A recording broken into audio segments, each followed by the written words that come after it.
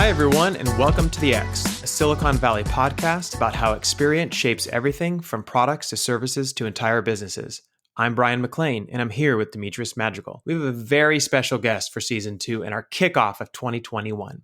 Raymond Mueller is a two-time mayor and current city council member for the city of Menlo Park, California, a center for tech investment in Silicon Valley and home of the famed Sand Hill Road. He's also held a number of executive roles at startups and other organizations. He brings a unique perspective on the tech industry, the VC community, and how local governments work with both. Welcome, Ray. How you doing, buddy? I'm doing great. It's great to be with you guys. Awesome. Yeah. Hey, first off, congrats on re-election to city council last year. I know that's a big deal. I remember the first year when you ran and we were going door to door and you had some friends, saying hi to everyone and introducing you to the community. And it was such an exciting time. And we've been very impressed with everything you've done since then. Well, I'm still incredibly grateful to you. I remember you walking door to door, and I think all I had to give you that day was pizza. It was a fun time. It was actually the first time I ever got to canvas like that, and just knocking at someone's door and then introducing you, and then them having like all these questions about like, well, how are we going to handle this? How are we going to handle that? It was really exciting. And I remember a few times I had to like call you and say, hey, you got to come over to this house because this person has these like detailed questions I can't answer. And it was exciting. It was super exciting. So can you tell, Ray, our listeners around the globe, because we've been growing and we have listeners on every continent practically, about the famed Silicon Valley city of Menlo Park and how you ended up getting elected and what kind of drove you to that position? Oh, sure. Yeah. So Menlo Park's a wonderful multinational city that draws talent from all over the world. There's a few reasons for that, both historical and then just because of where we sit geographically. If you look at how Menlo Park is built, just to the south of us is Stanford University, which is obviously a huge draw from the best and brightest internationally and here in the United States. And then in the center of Menlo Park, we have the Stanford Research Institute, SRI, which spun out of Stanford during the Second World War. And it really, for decades, has been a place where those new technologies coming out of Stanford were then spun out. Deeper research went into them, and then they were commercialized. And so out of that really spun the innovation economy in the Silicon Valley. Menlo Park was home to the Homebrew Computing Club, which gave rise to Apple. Menlo in a garage in a home in Menlo Park, Google began, and certainly today you see Facebook growing as it moved out of Palo Alto to our shores there along the bay. And so we've always been sort of this birthplace for innovation, and it's just incredibly unique community to be in because everybody seems to be touching something which really captures the imagination and pushes you to think about what the future will be like. Kind of at a high level though, Ray, like what are the general responsibilities of a city council person? So as a city council person, like what do those general responsibilities look like and how do you ensure that you can kind of serve everybody? Yeah, so I mean, the responsibilities of a city council member really break down into, in Menlo Park, we're sort of like a board of directors.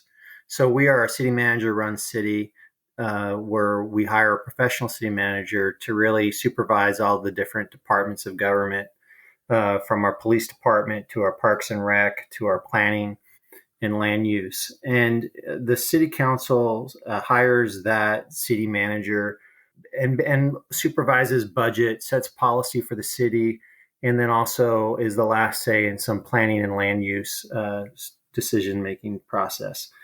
So that's really the trick, I think, to being a good city council member is understanding that you have a professional staff and a professional city manager that you want to empower to do good work on behalf of the community and not micromanage them. But in the same token, be accessible in the city, be out in the city looking for problems to solve, have your own case management work that you're doing, and really keep track of what are those issues that aren't being, for whatever reason, identified that are slipping through the cracks so that you're making the most equitable policy possible. Oh, wow, that's great. So, Ray, it's been such a long time since we've seen each other because of COVID. But with everything that's been going on between the pandemic, the election, wildfires, how's Menlo Park been doing? And what have you and the city council done to address all this stuff that's going on? Menlo Park, we've been hit hard by the pandemic. So we have some of the most cases in the county for a city our size. And that again has to do with we have sections of our city that have underserved populations living in dense and crowded environments. And so, we're trying to figure out how to go ahead and equitably bring testing and how to get messages to people out and provide services during COVID-19 has been a challenge, like for many cities. And then also, just at a municipal budget level, a lot of our city revenue came from transient occupancy tax from our hotels. We had a lot of business travelers coming into our hotels during a normal economy. They're not now. So we lost about $14 million out of our budget that we had to go ahead and figure out how to balance. I'm bullish on the fact of what the economy looks like coming back, though, next year. I strongly believe that the COVID-19 has been an artificial foot on the neck of the economy, and that looking in the second half of next year, that there's a lot of capital sitting on the sidelines that wants to make money, and the way it makes money is to go out and get pumped into the economy. In that we are going to see things really start to turn around the second half of next year, and our revenues will go back up. So, and I also think that consumer spending is going to go up dramatically in the second half of next year. I think there's a lot of people who are sitting at home right now who want to go and see their friends and want to go and dance and sing and laugh with people because they haven't been able to do it in so long. And as a result of that, you're going to see a lot of that type of spending take place in the second half of next year and moving into 2022. So I think with the vaccinations coming now, we certainly have a lot of short term pain to be addressed, but I don't think jurisdictions should be pessimistic about what their outlook may look like in the future. They need to be responsible, but not pessimistic, and not afraid to spend money now and get things in place to help get that economy moving again and take care of people. Yeah, I would definitely agree with that. And when you were talking about people being stuck at home, I mean, it really brings up this big hot topic that I wanted to address with you, and that's remote work. So, living in Silicon Valley, it is a lot easier, obviously, for all of us compared to maybe other people in other areas around the country to work remotely. But the hot topic here has been that most of the companies, large companies, have agreed to let their workers work remotely, especially right now. But news has been coming out that more and more of these companies are going to allow it to be a permanent thing. So people can come and work in the office if they choose to, but if they don't want to and they want to use Zoom or any of these other services to work remotely forever, they're going to allow them to do that. How do you feel about that? And do you feel like this is just a passing fad, or do you think this is the new norm? Structurally, this is how it's going to be for a lot of these tech workers in the future. I think it completely depends upon the use case or the subject matter that tech worker is working on. So, and I also, it's funny when we talk about permanence. It's even permanence is temporal. So right, so I think that there's a lot of companies right now that realized, especially before the vaccines are coming, that this was going to be a long haul. And for some companies, especially for companies in the innovation world, 2 years is a long time. And so thinking that you're going to have a population of workers that are going to be, for a long time period working remotely, you need to go ahead and ramp up for that.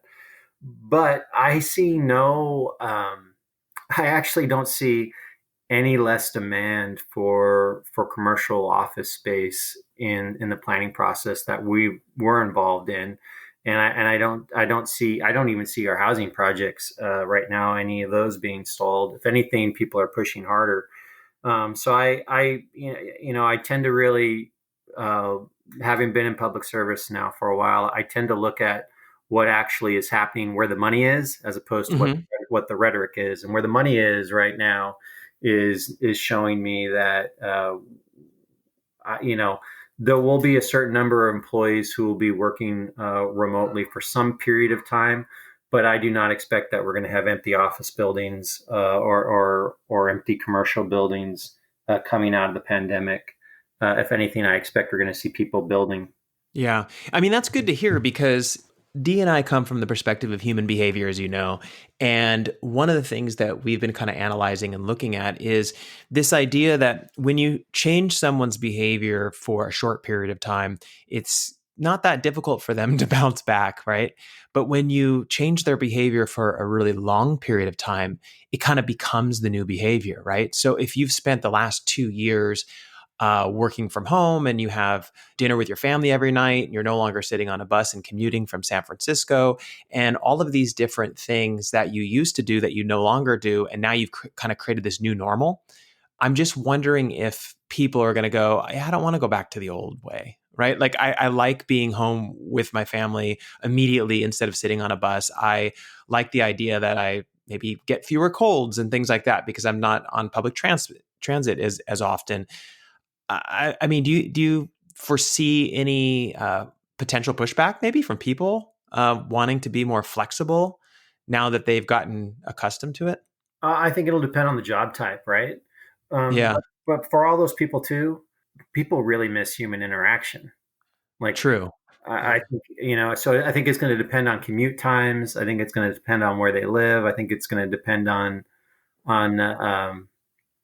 a lot of things around that. But I also, at the end of the day, it'll really depend on employers and job type and whether or not people think that I mean, there is a lot that disappears from the human interaction doing it over Zoom. And I know that we're getting all more comfortable with that, but Hmm. there is a trust component that is part of who we are as human beings. And it's very easy on a Zoom call to be quiet. Yeah, and it's true. and I think that there's I personally still believe in the magic between people that occurs when a group gets together, and so I think that there'll be some job types that just won't a Zoom environment won't work for that. I also strongly believe that managers really like to see the people who they are working for and manage them and supervise them. So there'll be job types that and companies where there's going to be an essential function that managers will want to still be in a personal interaction with those who are working for them. And Yeah, so, right. And then also let's not forget, and the big massive elephant in the room now for all of us is we've just seen the biggest breach in national security history via internet and that we have ever seen before. I And know. the Yeah. ramifications from as we look at that more closely, is I believe will trickle down into the private sector as well, because that's the way that this occurred. It was basically a supply chain break where the breach occurred at a private company level and then was dispersed out to clients.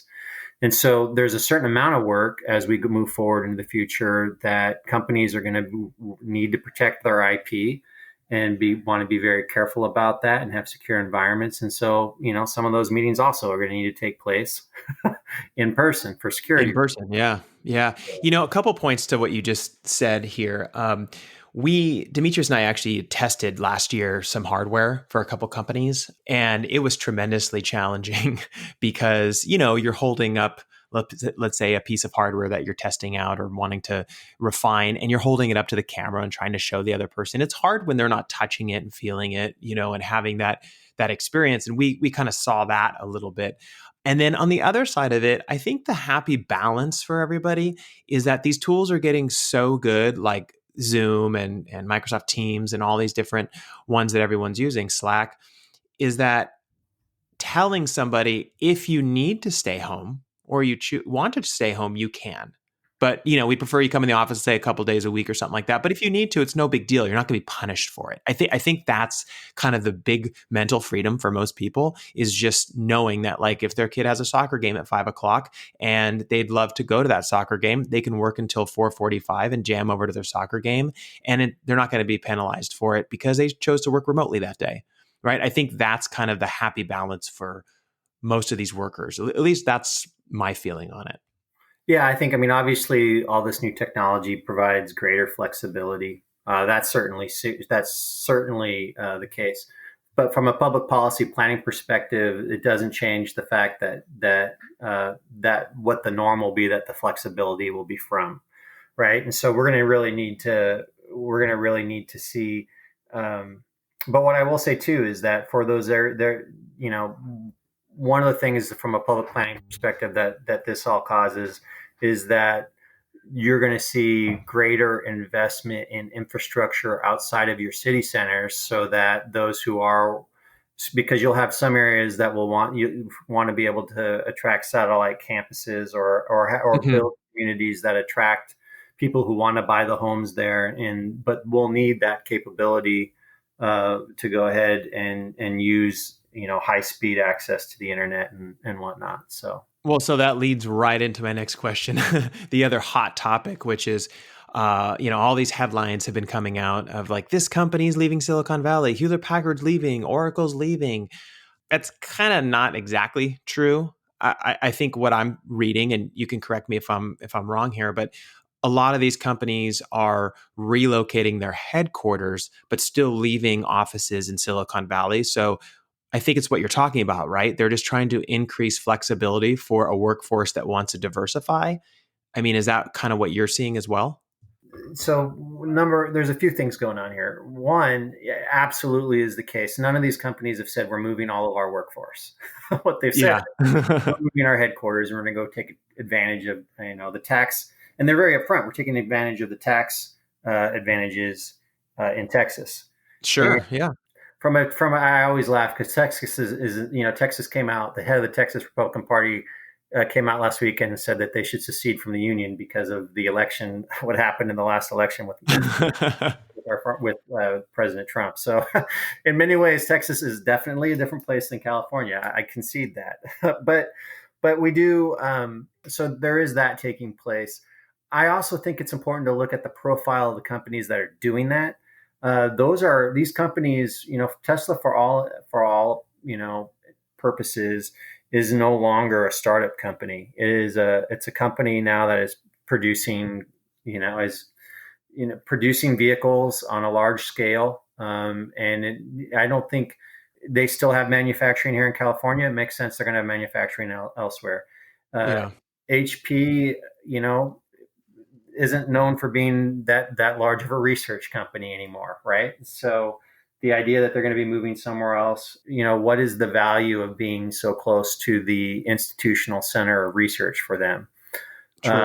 Oracle, it was an interesting announcement because, they're moving, but, Mr. Ellison said he's also moving to Hawaii, basically.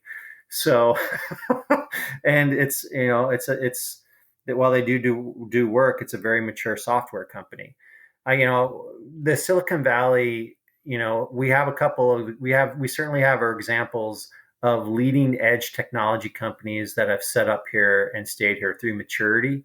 But we have always been a center for leading edge technology companies in their birth. And that is still happening in the Silicon Valley. I think there are trends now where you're starting to see venture capital investment take place at a larger percentage outside of the valley, but I think that's a healthy thing, and it's something to be expected because the truth of the matter is the economy shifted from a long time ago from a manufacturing economy to an IP economy in the United States, and while we are trying to bring manufacturing back in specific sectors and trying to make that work, I think it's a sort of foolhardy to think that the only place where the IP economy is going to thrive in the United States is going to be in the Silicon Valley. I'm not even sure that's to the benefit of Silicon Valley. I actually don't think it is at all. Candidly, I think that what the best thing that happens holistically for an ecosystem for the United States is you have thriving IP economy centers Hmm. based on different geographical location, because you need to get innovators close enough to the use cases that they're innovating for, as you and Demetrius well understand, so that they understand very intimately the problem that they're trying to solve. And so this, I think, is really just an example of that IP economy growing throughout the country. But I don't think it diminishes our place in the world here in the Valley. To have billionaires who have made their fortunes here sort of leave and take cheap shots on their way out about what California is disappointing.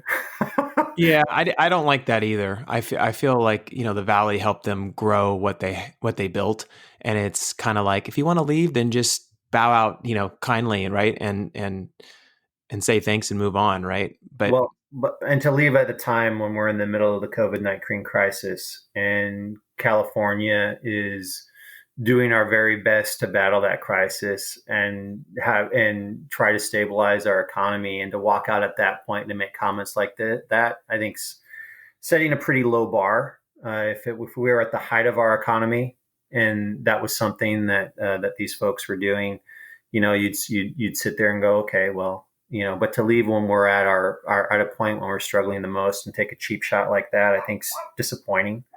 But in every cheap shot, there's a grain of truth, and there's something to us looking and saying, okay, what can we do to push to make ourselves the most forward-leaning, region when it comes to innovation policy and policies that encourage innovation.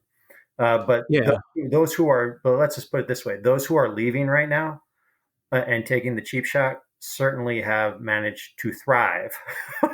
yeah, These they're aren't doing well. companies that weren't making it here. They're doing pretty well, and so Yeah.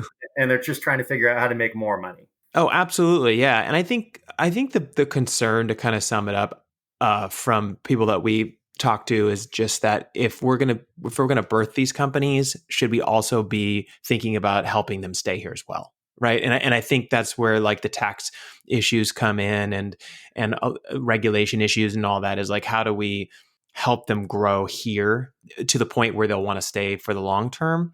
And I know that's a very complex issue, but I think it's something to think about, especially if you're in public policy, is like, how do we make sure that these companies can thrive and they don't just get born here and then move somewhere else because they need it, they need the tax break. Well, I'm always, me, I'm always a bit of contrarian. And what I'd say right now, actually, which is interesting, is these companies aren't actually leaving; they're moving their headquarters for tax purposes, right? Now Exactly. they're saying their workforce, has the option of going there or staying there, but they're not actually, those buildings aren't about to be filled by other employees just yet. They're not laying folks off here. And I think what's interesting about that is, you do reach a point with these big with these big mature companies, that actually allowing them to stay here and continue to grow even further here actually crowds out the innovation and and actually hurts the economy, because the amount of Class A1 office space is finite uh, Yeah. for the moment, and it makes it more difficult for that new innovation, that new innovative company, to actually find a place to start, whether or not be because of the cost of housing, or cost Hmm. of the 1A space, or what the salary is that they have to pay that first engineer, or just the fact that there's a big corporate player here gobbling up all the best talent with the best salaries. It is a delicate balance to say, we want these companies to grow here, and oh, you know what, we're going to let our ecosystem here be dominated by like 12 major players. And so Yeah, no, and I'm sorry to interrupt. That totally makes sense to me. But one of the things that I always question, and it's something that's coming up more and more now, is that, like, we have so much space between Silicon Valley and Southern California. You know what I mean? Like, we have such big open areas and other cities and stuff like that, and we haven't seen a lot kind of move into those spaces. We're starting to see things grow in Southern California, which makes a lot of sense because they have amazing schools and great weather. and more housing, but we haven't seen it kind of grow in the in-betweens. And I'm wondering why that is. Is it just simply because the universities aren't there, or Yeah. you Yeah, so the way I like to explain this is that, so when you look at California's economy in the past, historically, up until the 60 into the 80s, before we really started to move away from a manufacturing economy, those port economies were, basically we were built around port economies. So you looked at, Los Angeles, LA ports, the ports up and down there, San Diego port, San Francisco, Oakland, Alameda port. And then a great example is Stockton, which has that interior port. You look, and then Sacramento's on Three Rivers. The California really built up around port economies and rail economies, and then so some of those interior cities were built on rail stops, supply stops. When we moved to an IP economy, an intellectual property economy, what then happened is you saw, and this started to really happen. It started. You can see it in the 40s through now. You see, aerospace starting to take off in Los Angeles, Long Beach area. You see that happening down in San Diego, and then biotech, San Diego, and then you see, what's happened here in the Silicon Valley around and Bay Area around biotech and software technology, computing technology. Where it really started to hit the wall then was when manufacturing then completely started to go away. You had an IP economy that was really driven around the location of universities and what came out of those know? universities. And what's happened in the last 10 years, what I like to explain is those IP economy locations are kind of like oases of water in a desert. And what happens is the cost of higher education has gotten so high that people coming out of college have to rush to those oases to try to get a piece of that water to pay for that burden, that thirst. And that crowding out around those IP oases is really where you started to see these problems start to emerge in all of these city centers around that IP economy. Now, the way that you fix that is that you create new IP oases, education oases throughout the state, and you invest in Mhm. their higher education. And we've seen that start to take place with UC Merced and some of the other UC investment that are taking place. It's not enough, though, just to go ahead and create universities, to create these new oases of economic prosperity. But what you need to do around them is then create economic zones around these universities to go ahead and spur job creation and business creation. And then ultimately, what really will get the economy moving is to also then drop the cost of higher education.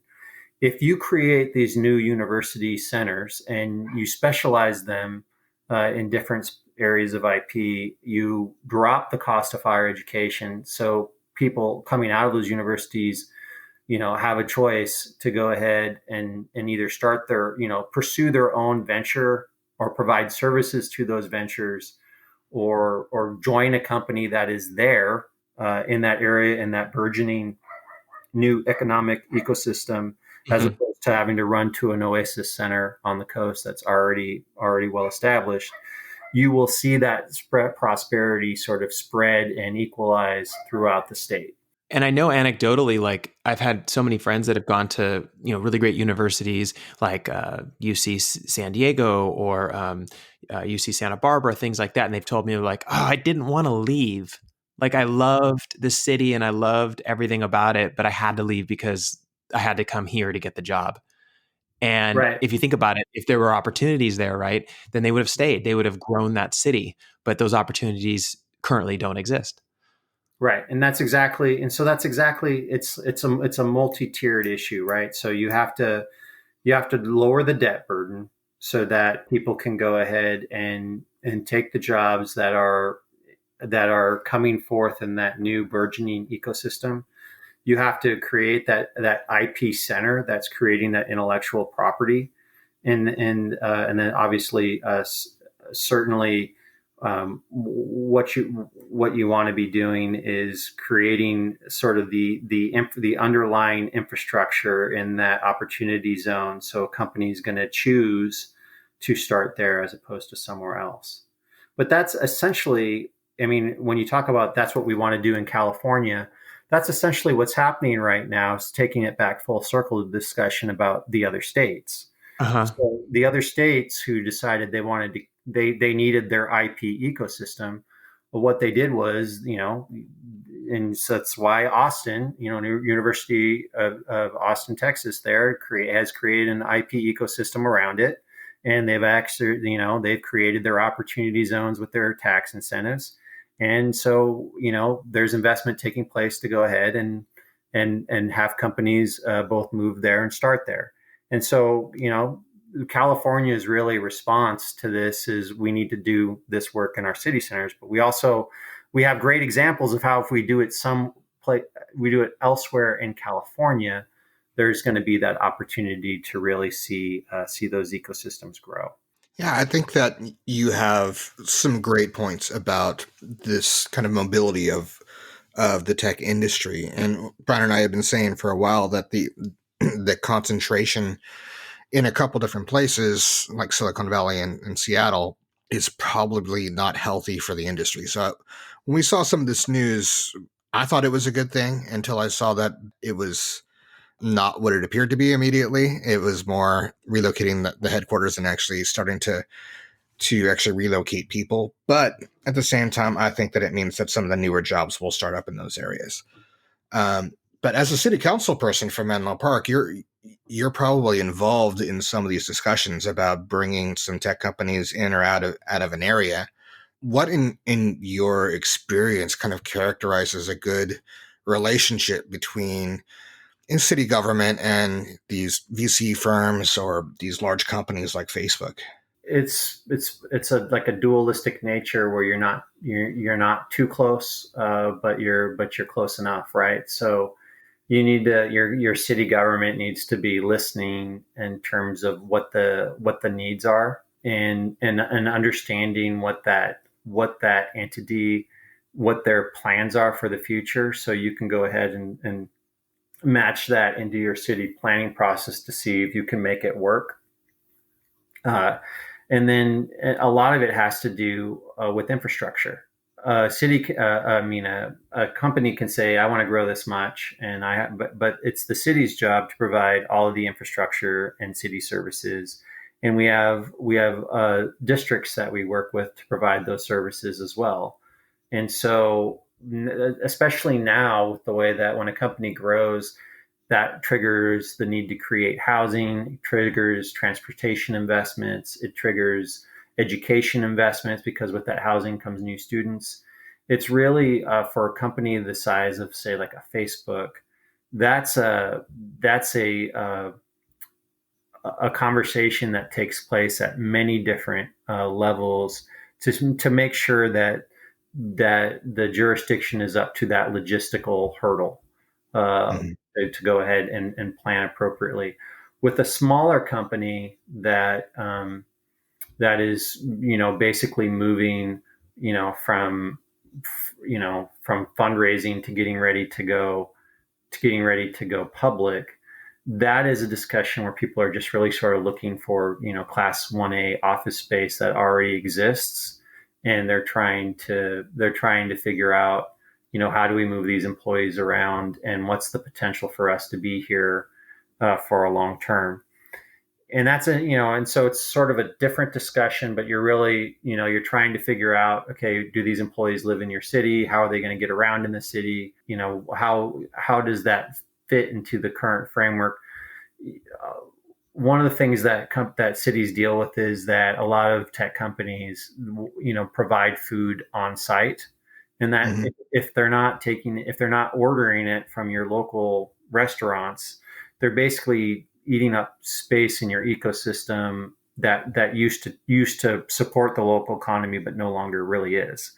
And so you sort of try to look for things like that and figure out if you can reach agreements around them.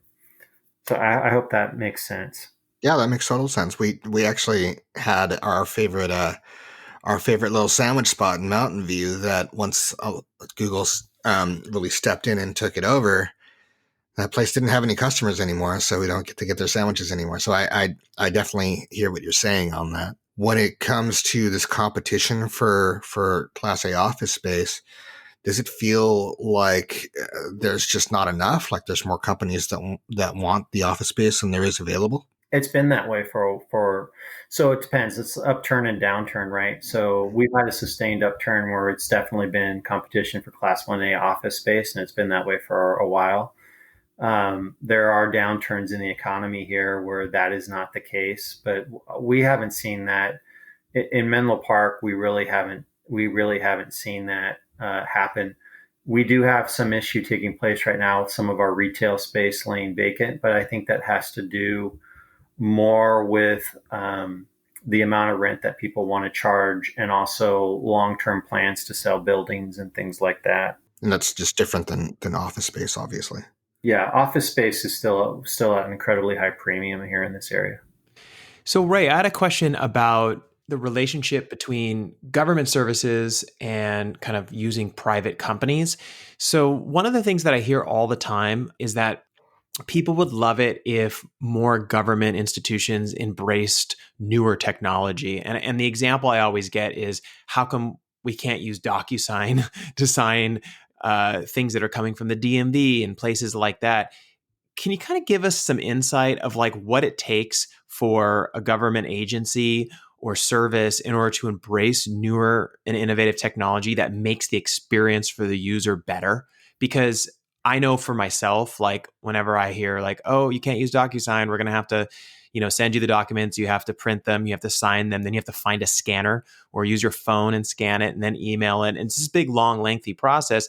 It creates this friction, and it doesn't seem like it needs to be that way, especially with the amazing technology that exists right now. And that's the experience that our customers are really, that users are asking for, right? So what does it take to kind of like shrink that time of an agency adopting newer technology? So it's there definitely is a tension point there because, and a great example of why is when we just again going back to that security breach that just recently took place. Public agencies are always worried about security, and what I always say is when it comes down to technology in a public agency, it all comes down to trust. And it's not just do you trust the vendor supplying the technology, but it's also, are you willing to take the risk on the hit of trust you will have with the public if something goes wrong? And both of those are very much at play in the public agency's mind. Another big issue that you have in the adoption of technology in the public sector is things. I always like to say the public sector moves very slow but leaves a very large wake. Once something's ingrained into the public sector, it's going to be there for quite a long time because there's a lot of processes that are dependent upon it, and it's often put into a policy that it has to be conducted a certain way because there's transparency rules around how governments conduct themselves. And so to make the decision to move to that is a big decision in a lot of departments. And what they're constantly concerned of is, if I go through all of this effort to move to something new and innovative, how long will that entity be there? And so it takes a lot of time to build trust that you have a good product. It takes a lot of time to build trust that that the outside world is going to see the value and the decision that the public entity made with those tax dollars. And it takes time for the public agency and entity to believe that there is enough stability in that product that it's going to be worth the long term implication of moving toward it.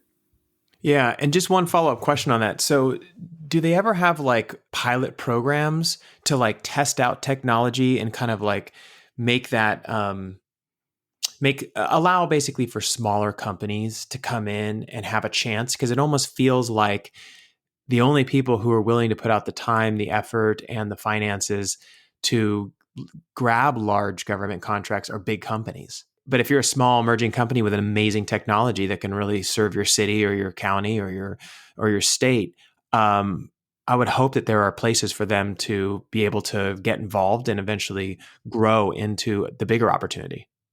Yeah, there are a lot of big cities now that have chief innovation officers, or actually even run startup labs. So San Francisco has one, San Jose has a person in charge of it. LA actually has a lab process where you become like an innovation technology partner with the city, and they'll pilot things out. Mm-hmm. They tend to want to do that on a for free basis. They want the technology company to build up their use case, and they give them the opportunity to do it with them as a partner. But that has worked for a number of different startup companies to do that. There's and every city is a little different, and it really depends upon the manager, the chief technology officer for that city, or the person who's in that role for the city, what their appetite is for going ahead and trying out new technologies. But there also is there can be quite a bit of institutional pushback. They're trained to doing their job a specific way in the public trust, and to ask them to change that when they feel like it's working can be difficult. And that's really interesting, given the hurdles that are involved in getting some advancement happening. Do you see any opportunities for innovation at the government level, whether it's related to public safety or replacing some of the paperwork that you have to go through, or democratizing access? Anything like that seem interesting, or seem like an opportunity that could happen in the future? Yeah, so there's a lot of cities that, so there are some cities that are large enough that they create wholesale smart city partnerships with a company. And a great example of that is for instance, the city of Houston has such an arrangement with Microsoft. So that takes place where a whole city says, okay, we're going to be a lab with a partner. Other cities, what they do is, I talked about chief innovation officers, but what they'll do is they'll go and start democratizing data, and have hackathons on that data. Say we're going to democratize these specific data sets, and we'll invite a bunch of people on a specific day to try to go ahead and figure out how to go ahead and innovate on that. I think there's an increasing push, and I think it makes a lot of sense, is, at the Defense Department level, there's the DIUX entity, which looks at emerging technologies and then goes and tries to marry them to use cases in the military. And there's a subject matter of experts that does that for them. Increasingly, states are starting to look at that type of model for specific problems that they're seeing, where they'll say, okay, we're going to assemble a team of experts to look at this use case, and then they might put out a request for information, an RFI, and then have those experts look at that, look at new technologies that are available that can address that use case. And so there is this move to try to become more nimble in this area, but oftentimes the impediment happens is that you'll get to a point where then the entity will say, okay, we really like it. Can you go on prem? Or can you do this or that with these different security protocols? That can be difficult for a smaller company. So, but there are definitely really innovative approaches that different cities and different public agencies are taking to address the issue. Interesting. So I wanted to ask about a couple different technologies, and most of them are related to specific use cases that I've encountered. And you let me know what you think the possibility is for them to get implemented on a municipality level in the future. Mm-hmm. So one of them, the first one is, I found myself going through, I live in the city of Santa Clara, so I was going through their website trying to figure out some stuff about trash pickup. And I thought to myself, no, it would be great is if they had like this little chat bot that I could just ask them like, hey, what do I do with my overflow trash? And the chat bot can just tell me through just scrape the site and give me an answer. What do you think about the possibility of chatbots getting implemented? I think chatbots are, yeah. So I think chatbots, you're basically your RPA, your robotic process automation, dropping that down into data sets and then having that sorted. I think that those type of innovations definitely you can see taking place at a city level. But I think that you have to remember too that you do have, one of the functions of a city too, though, is it employs a number of city residents. And so I think you'd probably see pushback to have RPA come in, process, take away a lot of jobs. Just speaking, candidly, I think that would be something that you'd get quite a bit of pushback on. But in terms of new innovation, I can definitely see that taking place. There's a use case that's starting actually now to come about, where you're seeing innovation around in planning. So you certainly see that in resident complaint, like you described. Mm-hmm. But you're also starting to see innovation where people now are starting to take, cities are starting to experiment with, okay, instead of having an inspector come on to multiple planning sites, mm-hmm.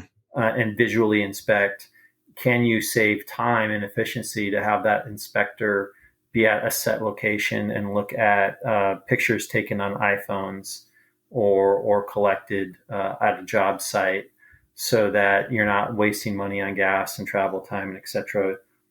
You're just, but you're using technology to sort of drop that inefficiency and have more work sites visited, which is also candidly, especially right now in a pandemic, just safer for the public employee. Yeah, it's funny you mentioned that. So I was just that was actually the next thing I was going to ask about. I was just in a conversation with my neighbor yesterday, and he's a contractor. He works on a variety of different sites, both commercial and residential. And he has told me that right after the shutdowns in March, things were really quiet, but then they started really picking up. And one of the things that he noticed is that it's been much, much easier to get permitting done during the pandemic because so much of that communication is just happening virtually, and that has sped up the process. Mm-hmm. So instead of having to wait for an inspector to come out, he could send them a live video of like, here's what I'm seeing. What do you think? Or what do I need to change? Or here are the plans. And through email, just saying like, hey, can you just draw that line in? Or do you need me to do that? And it's just smoothed out the communication. Do you anticipate that's the kind of thing that might survive after the pandemic? Or do you think that's just an artifact of where we are right now?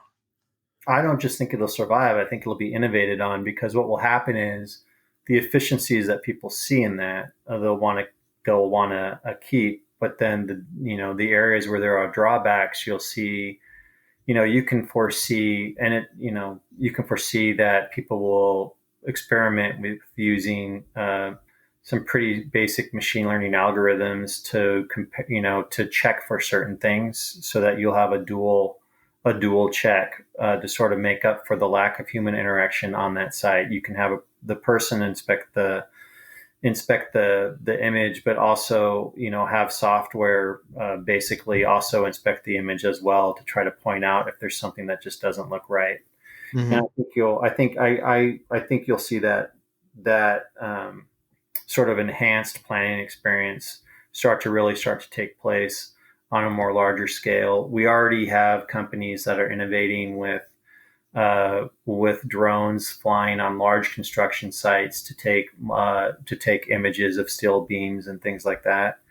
I think this is innovation that's all really still in its infancy, but is something that I think we'll see more and more happen. But I don't think you'll ever see the human, at least not for a very long time, the human artist component or skill component of that work go away. But I think you'll have a sort of a dual checking take place because the human isn't present to look. Yeah, so it's like the technology is providing an enhancement to that that human's capabilities. Right. Excellent. I was going to ask about drones also. I'm glad that they're finding an interesting use for it. Do you have any predictions yourself on how local government might evolve in the near or the distant future? Yeah, I think so. Local government is becoming more and more. We're starting to work really hard to increase access between the elected representative and the constituent. And so there's a big trend to create equity by splitting districts up, splitting cities up now into districts to create a more diversified body of decision makers based on what the composition of the electorate is. I think that's here to stay. I think we'll see that. And I think that, one of the things that I'm doing right now in Menlo Park, Drew just brought forward a plan to create a racial equity baseline in the city. So the city council will be looking at a plan early next year that I brought forward with our last year's mayor and a professor to do a multi-stakeholder process in the city to be a baseline where we are from a racial equity perspective so that we can go ahead and really try to create some metrics about what we're achieving over time. Mm-hmm. And I think that there's going to be a lot of thought process around, instead of just talking about how do we achieve policy goals, how can we create some really strong metrics to measure both advancements and also, if you make a decision, what those failings are. A poor decision, then you're not realizing that what those failings are over time, so you can correct course.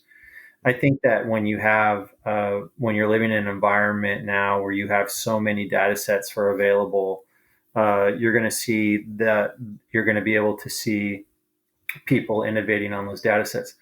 Where the interesting long-term ramification is the intersection then between trying to create good public policy and take advantage of technology, and where that conflicts with privacy issues and civil rights, because everything that we do for good purpose, obviously, you have to check and make sure that the blade isn't two-sided and can be misused for a purpose that you wouldn't want from a civil rights or constitutional right perspective. And so you'll see people trying to be incredibly thoughtful about that as we figure out the best way to use those data sets to create really strong policy decisions. That was awesome. And I know you're really busy, so I just kind of wanted to wrap up with one final idea here, something fun that we wanted to float with you. On that vein of doing good for all citizens, Demetrius and I had this idea about a year ago, and we were looking at a federal law. And the federal law was S1180, which is that Integrated Public Alert and Warning System Modernization Act of 2015. So basically modernizing the public alert and warning system so that, and testing it to ensure that all Americans will get information if something bad is happening. And the way that they actually modified it was they made sure that everyone was getting a text notification on their phone, because whether you have a more simple phone or more advanced phone, they all receive text messages. And after this very crazy election that happened, I realized that one of the issues is that people who are not completely dialed into these elections, they don't always know where to register to vote. They don't always know where the location is to vote and what are the steps to do so. And I know there's a lot of commercials and ads and things like that trying to educate people, but it doesn't reach everyone. And so we had this idea, what if they amended that law and said that part of the public alert and warning system is to ensure that all Americans get a text message to inform them when they need to vote, and if they click on the link, the steps of what they need to do in order to learn where to vote and how to vote. What do you think about that idea, and what are the steps to, I don't know, kind of moving something like that forward? Like, do you have to start small and try to get it done in your city or your county or your state first, or can you bring that to a representative in Washington and say, hey, this could do good for all Americans? Yeah. So I'll start with the procedural and then go back to the first part. So procedurally, in the state of California, I think you could get that done through legislation. So if you identified a county and you said, in this county we want to try a pilot where we're going to do this, and you had an assembly member bring forward legislation or senator bring forward legislation to provide some funding for that, and that was approved, and not only provide funding for that, but also just make sure it met all the state statutory requirements, you could do, and I'm not even sure you'd have to do that because it's not actually for the voting process. So you might just be able to do it at a county level, but depending upon what the message was, I'd want to double check and see what that messaging was. But certainly, if it was just notification where to vote and when, the county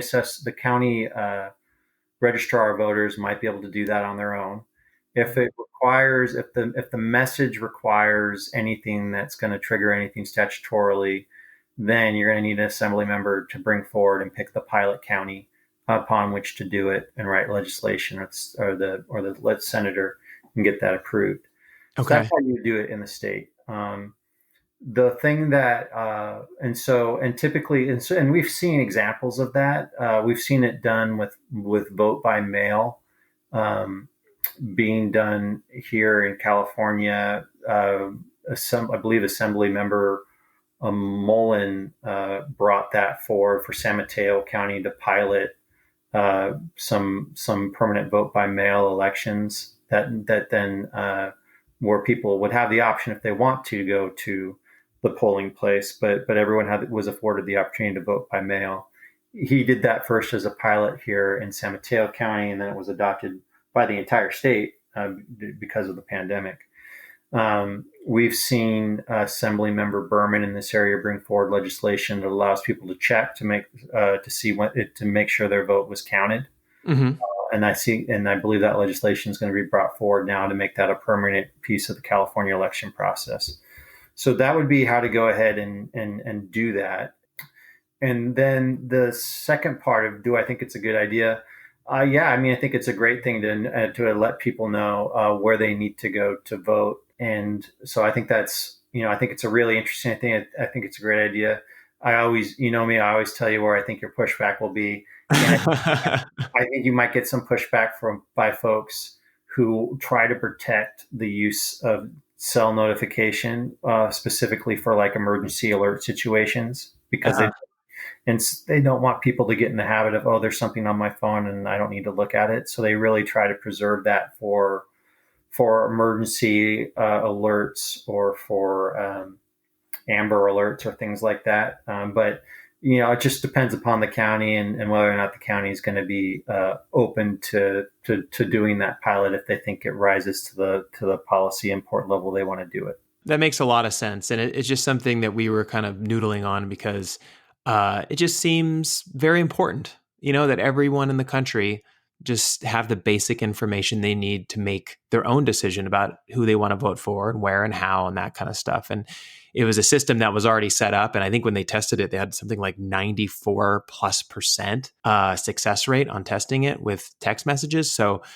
it's functional and it works and it's there, and you know where my brain goes. I'm always innovating. So, but yeah, thanks for that feedback on that. It has a ton of merit, and I'll tell you how, people are definitely getting more and more used to interacting on their phones for political purposes. From a campaign perspective, text alerts are more and more in the arsenal of the public election campaign consultant, because people feel very comfortable interacting and gaining information from their phone. So it's an idea that has a lot of merit, and absolutely, there is nothing more fundamental to the democratic process than voting. Exactly. So. Awesome. Well, Ray, thank you so much for taking the time to do this interview. We'd love to have you back again and talk about some other things, maybe in the middle of 2021, and kind of see where everything is and how maybe all of our predictions unfolded. But for everyone who's listening, please subscribe to us on whatever podcast player you use. As of last week, we recently were added to iHeartRadio and Pandora. So if you use those, we are now available. So, all right, everyone, thank you so much, and we'll see you next week.